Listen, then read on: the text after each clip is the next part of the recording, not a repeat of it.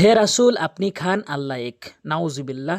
এই অর্থটি তখনই উঠবে যখন আপনি কফ এর জায়গায় কাফ উচ্চারণ করবেন। এই উচ্চারণটি ৯৫% লোক করে থাকে। কুল সঠিক অর্থ দাঁড়াবে, কফটি যদি জিহ্বার গোড়া উপরে তালু থেকে উচ্চারণ করেন এভাবে কুল, তাহলে সঠিক অর্থ দাঁড়াবে হে রাসূল আপনি বলুন। আর যদি কুল বলুন কুল কাফের উচ্চারণ করেন তাহলে হে রাসূল আপনি খান। নাউজুবিল্লাহ, এটি বলা যাবে না। এখানে গুরুত্বপূর্ণ এই ভিডিওটি আজকে খুবই গুরুত্বপূর্ণ। এখানে মারাত্মক লেভেলের কিছু ভুল রয়েছে। অবশ্যই ভিডিওর শুরু থেকে নিয়ে শেষ পর্যন্ত দেখতে থাকুন, তাহলে বুঝতে পারবেন। আর সূরা ইখলাসটি আপনি সই শুদ্ধ করে পড়তে পারবেন এবং এই সূরা ইখলাসের মাধ্যমে সূরা ইখলাসের নিয়ম কানুন জানার মাধ্যমে আপনি কোরআন শরীফ সই শুদ্ধ করে পড়তে পারবেন। শেষ পর্যন্ত দেখার রিকোয়েস্ট থাকলো। আর ভিডিওতে অবশ্যই একটু লাইক দিবেন আর শেয়ার করবেন যাতে করে প্রত্যেকেই শিখতে পারে, এতে আপনার সব লাভ হবে। তো শুরু করছি, মনোযোগ দিয়ে শুনবেন। কফলাম পেশ উল, কখনোই কুল বলবেন না। উল এভাবে হাপে সু ওয়াল্লাম জবর ওয়াল্লাম খারা জবল্লা ওয়াল্ল, অধিকাংশ লোক ওয়াল্লা বলে, তাই এখানে গোল মার্ক করে দিয়েছি, এটি ভুল। ওয়াল্ল বলতে হবে। আল্লাহ শব্দের ডান পাশে যদি জবর আর পেশ দেখেন, এখানে জবর রয়েছে, তাহলে ল বলতে হবে। আবার বলি, আল্লাহ শব্দের ডান পাশে জবর আর পেশ যদি দেখেন তাহলে ল বলতে হবে। আর দ্বিতীয় আরেকটি নিয়ম হচ্ছে, আল্লাহ শব্দের ডান পাশে ডানে আগে জের থাকলে লা বলতে হবে। আশা করি বুঝতে পেরেছেন। উল হুয়াল্লাহু, হামজা জবর আ, হা জবর হা, আহা দাল দুই পেশ দুন, আহাদুন। এখানে হা হলকের মাঝখান থেকে চাপ দিয়ে উচ্চারণ করবেন, আর ওয়াকফ করলে আহাদে হবে, আহাদ হবে না, আহাদে হবে। নিয়ম রয়েছে, কলকল হরফ 5টি। এই নিয়মটি আমি প্রতিটি ভিডিওই বলে থাকি যাতে করে আপনাদের মনে থাকে। কলকল হরফ 5টি, কফ ত বা জিম দাল। নিয়ম রয়েছে, এই 5টি হরফের উপরে জজম হলে ধাক্কা দিয়ে পড়তে হয়। ওয়াকফের সময় এই 5টি হরফের উপরে জজম না হলেও ধাক্কা দিয়ে পড়তে হয়।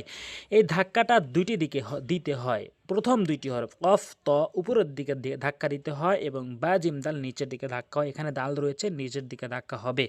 আহাদ, আহাদ, উল হুয়াল্লাহু আহাদ। এরপরে আল্লাহ, কখনোই আল্লাহ বলবেন না, কেননা আল্লাহ শব্দের ডান পাশে জবর, পেশ থাকলেও ল হবে, জের থাকলে লা হবে। আল্লাহ, হাসত পেশ সৎ জবর সৎ, তাসদিদের পরিচয়, যেটি দুইবার উচ্চারণ করতে হয়। মিম জবর মা, দাল পেশ দু, সমাদু, ওয়াকফ করলে সমাদে, নিচের দিকে সাউন্ড, কলকল হরফ দাল রয়েছে। লাম ইয়ালিদ, এখানে লাম মিম জবর লাম, মিম সাকিনের 3টি নিয়ম, তার ভিতরে একটি নিয়ম হচ্ছে, মনে রাখবেন খুবই গুরুত্বপূর্ণ, 26টি হরফ মুখস্থ রাখার সহজ উপায় হচ্ছে 3টি হরফ বাদ দিবেন। আলিফ বা মিম বাদে 26টি হরফের মধ্যে থেকে যে কোনো একটি যদি এই মিম সাকিনের পরে দেখেন, তখন এই মিম সাকিনকে কখনোই গুণনা করবেন না, লাম বলবেন। লাম এভাবে গুণনা করা যাবে না, কেননা মিম সাকিনের পর ইয়া রয়েছে, আর ইয়া হচ্ছে 26টি হরফের মধ্যে থেকে একটি হরফ। লাম দাল জরে লিদ, কলকল হরফ নিচের দিকে সাউন্ড হবে, লিদ। লাম ইয়া লিদ, ও জবর ওয়া, লাম মিম জবর লাম, ওয়ালাম, এটাও কখনো গুণনা করতে পারবেন না, এটাও ইজাহারে স্বাভাবিক। ইয়া রয়েছে, ইয়া 26টি হরফের মধ্যে থেকে একটি হরফ। মুখস্থ করার সহজ উপায় হচ্ছে, শেষ থেকে 3টি হরফ বাদ দিবেন, আলিফ বা মিম বাদে এই 26টি হরফ। আশা করি বুঝতে পেরেছেন। ইয়া পেশে ইউ, এটি একালিফ টানবেন, পেশের বাম পাশে জজমালা ওয়াও হওয়ার কারণে এটিকে মদের হরফ বলে। মদের হরফের আরও 2টি শাখা রয়েছে। জবরের বাম পাশে খালি আলিফ থাকায় একালিফ টেনে পড়তে হয়, জেরের বাম পাশে জজমালা ইয়া থাকা একালিফ টেনে পড়তে হয়, আর এখানে যেটি পেশের বাম পাশে জজমালা ওয়াও এসেছে, একালিফ টেনে পড়তে হবে, ইউ। লামদাল জবর লাদে, নিচের দিকে সাউন্ড, লাদে, লাদো না, লাদে বলতে হবে।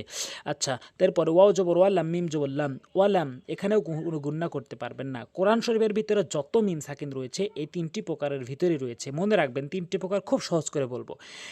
26টি হরফ, আলিফ বা মিম বাদে 26টি হরফের মধ্যে থেকে যে কোনো একটি যদি এই মিম সাকিনের পর আসে, তাহলে এই মিম সাকিনে কখনোই গুণনা করতে পারবেন না। থাকলো আর 2টি, তার ভিতরে একটি হচ্ছে মিম সাকিনের পর বা আসলে গুণনা করে পড়বেন, থাকলো আর একটি হচ্ছে ঈদগামে স্বাভাবিক, মিম সাকিনের পর মিম আসলে গুণনা করে পড়তে হয়। এই 3টি প্রকারই রয়েছে মিম সাকিনের। পুরো কোরআন শরীফের ভিতরে এই মিম সাকিনের নিয়মগুলো ছড়িয়ে ছিটিয়ে রয়েছে।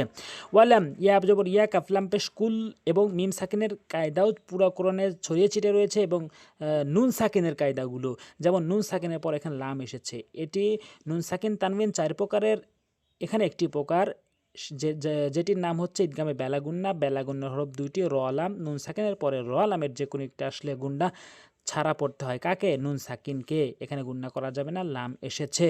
ইয়াকুল্লা হা পেশ হু, ইয়াকুল্লাহু কাপ পেশ কো, ফা পেশ ফু, কুফু ও আলিফ দুই জবর ওয়ান। এখানে স্পষ্ট পড়তে হবে, এটা ইজহার হাকিকি। হামজা জবর আ, হা জবর হা, দল দুই পেশ দুন, আহাদুন ওয়াকফ করলে আহাদ। এখানে হা হলকের মাঝখান থেকে চাপ দিয়ে উচ্চারণ করবেন, আহা, দাল দুই পেশ দুন, আহাদুন ওয়াকফ করলে আহাদ, নিচের দিকে সাউন্ড। এইভাবে যদি আপনি বুঝে বুঝে পড়েন তাহলে আপনার কোরআন শরীফ আর কখনো ভুল হবে না, আপনি শুদ্ধ করে পড়তে পারবেন ইনশাআল্লাহ। তো এই চ্যানেলটি সাবস্ক্রাইব করে রাখবেন অবশ্যই, কারণ এই চ্যানেলে সই শুদ্ধ করে কোরআন শেখানো হয়েছে এবং প্লে লিস্ট করে দেওয়া রয়েছে। আর ভিডিওতে অবশ্যই লাইক দিবেন আর শেয়ার করবেন যাতে করে প্রত্যেকে শিখতে পারে। আজ এ পর্যন্তই। আসসালামু আলাইকুম ওয়া রাহমাতুল্লাহ।